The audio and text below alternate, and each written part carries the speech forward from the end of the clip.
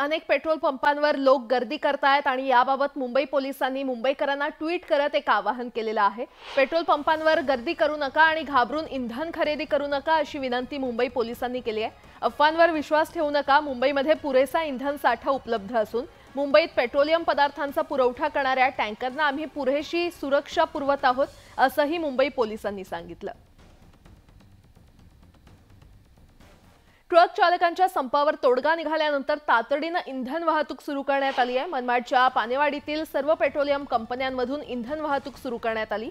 BPCL मधून आतापर्यंत 10 जिल्ह्यात 100 टँकरच्या माध्यमातून 13,90,000 लिटर इंधन पुरवठा करण्यात आल्याची माहिती सूत्रांकडून देण्यात आली आहे। आणि त्यामुळे ज्या भागात इंधन टंचाई निर्माण झाली होती ती आता हळूहळू दूर होत असल्याने वाहनधारकांना मोठा दिलासा मिळाला आहे।